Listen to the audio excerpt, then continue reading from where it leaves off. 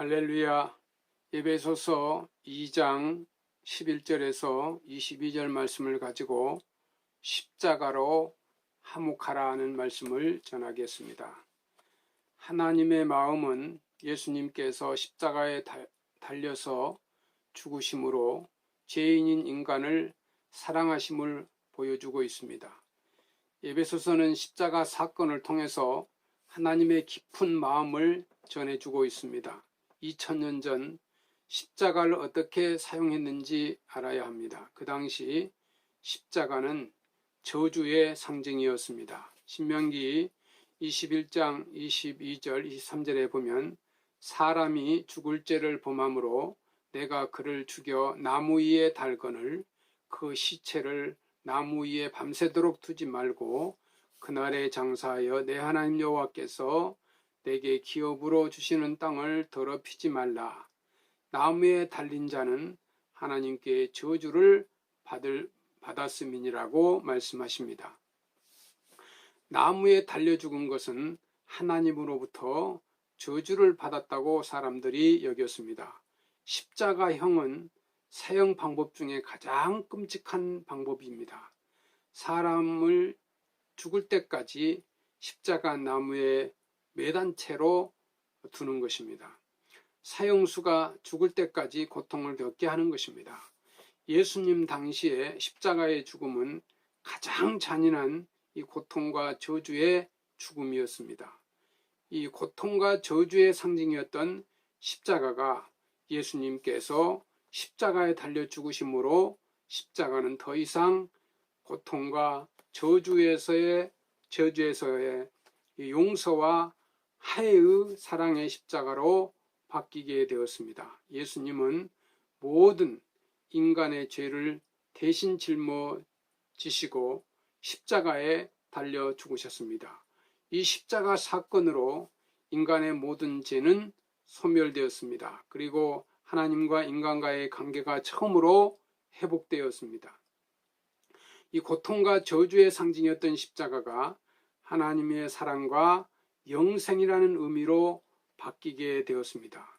사도 바울은 십자가를 본문 2장 26절에서 또 십자가가 이 둘을 한 몸으로 하나님과 화목하게 하려 하심이라. 십자가로 화목하게 하려 하심이라. 원수된 것을 십자가로 소멸하시고 말씀하십니다. 십자가로 원수된 것을 소멸하시고 둘이 하나가 되게 하셨다는 것입니다. 십자가는 하나님과 인간 사이를, 사람과 사람 사이를 이어주는 것을 말합니다.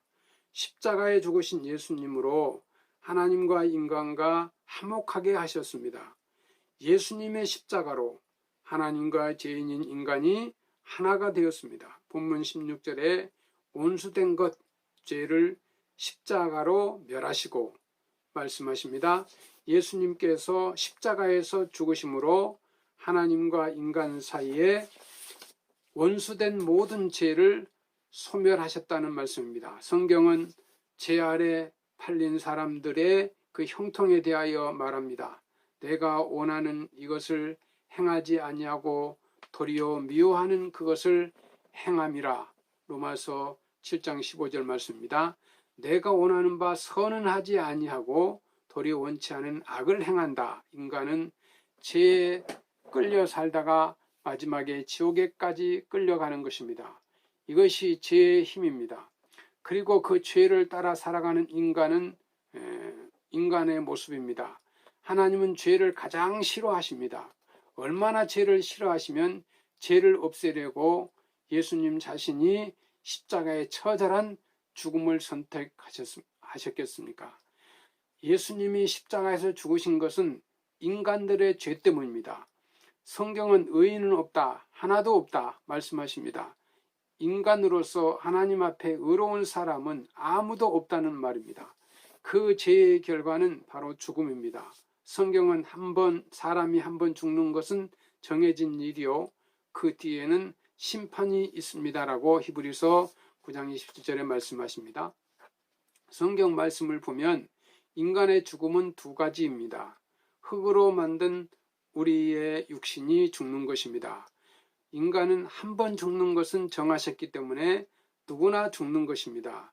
죽지 않는 인간은 한 사람도 없습니다. 돈과 명예가 그렇게 많아도 인간은 언젠가는 죽는 것입니다. 둘째, 죽음이 있습니다. 지옥에 가는 죽음입니다.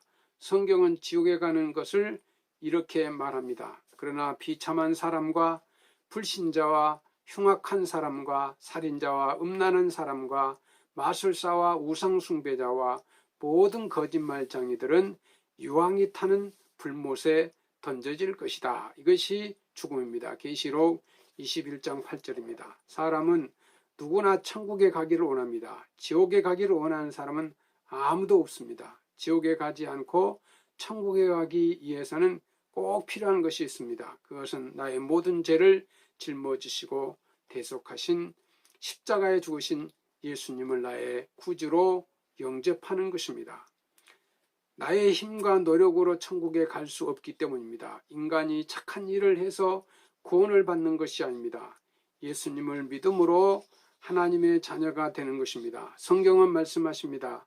영접하는 자, 곧 그 이름을 믿는 자들에게는 하나님의 자녀가 되는 권세를 주셨으니, 요한복음 1장 12절 말씀입니다. 예수님을 마음에 영접하기만 하면 하나님의 자녀가 되는 권세를 우리에게 주셨습니다. 우리의 가장 큰 원수인 죄를 이기는 힘은 오직 예수님의 십자가의 은혜를 믿는 것뿐입니다. 본문 17절과 18절이 이렇게 말씀하십니다. 또 오셔서 먼 데 있는 너희에게 평안을 전하시고 가까운 데 있는 자들에게 평안을 전하셨으니 이는 그로 말미암아 우리 둘이 한 성령 안에서 아버지께 나아감을 얻게 하려 하심이라 하십니다. 본문에서 먼 데 있는 너희는 이라는 말은 에베소 사람들을 비롯한 이방인들을 말합니다. 반면에 가까운 데 있는 사람들은 유대인들을 가리킵니다. 예수님은 십자가에서 죽으심으로 유대인과 이방인들을 하나 되게 하셨습니다. 주님이 지신 십자가로 이방인과 유대인들이 하나님께 나아갈 수 있게 되었습니다. 함께 하나님 나라 백성이 되었습니다. 유대인이나 헬라인이나 모두 하나님을 아버지라 부르게 되었습니다. 십자가에서 하나 되게 하셨기 때문입니다. 하나님께서 우리에게 이 십자가의 은혜를 주시는 까닭은 모두 다 하나 되게 하시려는 뜻입니다. 본문 19절에서 그러므로 이제부터 너희는 외인도 아니요 나그네도 아니요 오직 성도들과 동일한 시민이요 하나님의 권속이라. 에베소 교회 교인들이 예수를 믿기 전에는 외인이었습니다. 교회는 작은 천국입니다. 잘 사는 사람들과 어려운 사람들이 함께 어울려 사는 곳이 교회여야 합니다. 하나님의 축복으로 부모님을 잘 만나서 내가 가진 사람들보다 많이 배웠습니다. 가진 것도 많습니다. 그런 분들은 힘들고 어려운 분들에게 베푸는 주님의 마음이 있어야 합니다.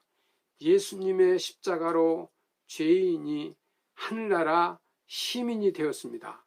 십자가에 달리신 예수님을 믿고 우리는 성도가 되었습니다. 구별된 거룩한 백성이 되었습니다. 하나님 나라의 시민이 되었습니다. 에베소 사람들은 십자가를 믿고 바라볼 때마다 하나님과 원수된 죄가 사라졌습니다. 십자가로 이웃이 화목한 관계로 되었습니다. 백석교회 성도 여러분, 이웃과 가정 또 교회 생활 화목하게 살아가는 여러분이 되시기를 축원합니다. 감사합니다.